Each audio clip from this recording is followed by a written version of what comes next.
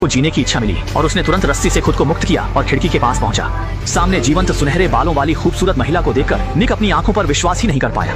जब उसने देखा कि सामने वाली ने पर्दे खींच दिए तब उसे एहसास हुआ कि वह ज़ॉम्बी नहीं बल्कि एक असली सामान्य इंसान थी। इसलिए उसने तुरंत अपने बाल स्टाइल किए जिससे सामने वाली महिला का ध्यान आकर्षित हुआ।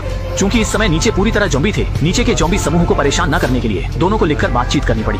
बातचीत के दौरान निक को पता चला कि महिला का नाम लिसा था और वह भी अकेली अपने घर में फंसी हुई थी। जब उसे पता चला कि लिसा के पास पानी नहीं है, निक ने तुरंत कहा कि यह जिम्मेदारी उसकी है। रात में जब बाहर मूसलाधार बारिश हुई, निक ने सभी बर्तन बाहर रखे पानी इकट्ठा करने के लिए और खुद को पूरी तरह से नंगा करके बारिश के पानी से नहाया, यहाँ तक कि अपनी दाढ़ी भी साफ कर दी। अगले दिन अपने सबसे अच्छे कपड़े पहनकर वह बालकनी पर आया और लिसा की बालकनी की ओर एक रस्सी फेंकी। फिर रस्सी के सहारे 2 बोतल पानी लिसा को भेजा। हालांकि दोनों सावधान थे, फिर भी एक ज़ॉम्बी ने उन्हें देख लिया। वह बिना कुछ सोचे समझे तुरंत दीवारों पर चढ़ने लगा और लिसा की ओर चढ़ गया। लिसा को बचाने के लिए निक ने जल्दी से ज़ॉम्बी पर कुछ फेंका जिससे ज़ॉम्बी का ध्यान अपनी ओर खींचा। इसी समय उसके घर के दरवाजे पर भी आवाज आई। मजबूरी में निक ने बालकनी का दरवाजा अच्छी तरह से बंद कर दिया और दरवाजे पर जाकर गलियारे के ज़ॉम्बी को रोकने लगा। अच्छी बात यह थी कि कुछ देर बाद गलियारे के ज़ॉम्बी कहीं और चले गए, लेकिन इस समय तक इमारत के नीचे के ज़ॉम्बी बालकनी तक पहुंच गए थे। निक ने जल्दी से बेसबॉल बैट उठाया, लेकिन अगले ही पल ज़ॉम्बी ने उसे धक्का देकर बेहोश कर दिया। इस मौके का फायदा उठाकर निक ने बाहर निकलकर उसे बुरी तरह से मार डाला। इस घटना के बाद निक को एहसास हुआ कि इस तरह से वह जरूर मर जाएगा। उसे और सामान ढूंढना होगा और फिर लिसा से मिलना होगा। ये सोचते ही निक तुरंत काम पर लग गया। उसने दबे पांव दरवाजा खोला। अच्छी बात यह थी कि गलियारे में कोई नहीं था, सिर्फ उसका काफी समय पहले मरा हुआ पड़ोसी जमीन पर पड़ा था। इसलिए उसने जल्दी से पड़ोसी की जेब से चाबी निकाली, लेकिन तभी आवाज सुनकर ज़ॉम्बी का झुंड फिर से आ गया।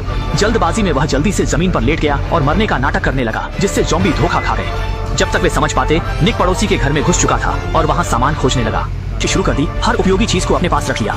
जल्द ही उसने बेडरूम के बिस्तर के नीचे एक हाइकिंग बैग पाया। अगर उसके पास यह चीज होती तो वह लिसा से मिलने के लिए वहां तक चढ़ सकता था। ये सोचते हुए वह बैग लेने ही वाला था कि अचानक एक ज़ॉम्बी उस पर झपट पड़ा। अच्छा हुआ कि निक फुर्तीला था, उसने पास रखी हुई चढ़ाई की कुल्हाड़ी उठाई और ज़ॉम्बी को खत्म कर दिया। हालांकि जब वह वापस जाने की तैयारी कर रहा था, उसने देखा कि ज़ॉम्बियों का एक झुंड गलियारे में घूम रहा था। उन्हें अपनी मौजूदगी का पता न चलने देने के लिए उसे बहुत सावधानी से पीछे हटना पड़ा और बिना किसी परेशानी के अपने ठिकाने पर लौट आया।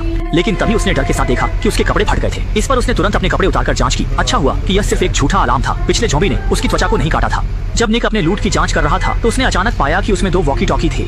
निक यह देखकर खुशी से खिल उठा। इस तरह वह बेफिक्र होकर लिसा से बात कर सकता था। यह सोचकर उसने रात के अंधेरे में नीचे जाकर वॉकी टॉकी लिसा के घर में फेंक दी और वॉकी टॉकी के बारे में एक कागज पर लिख दिया।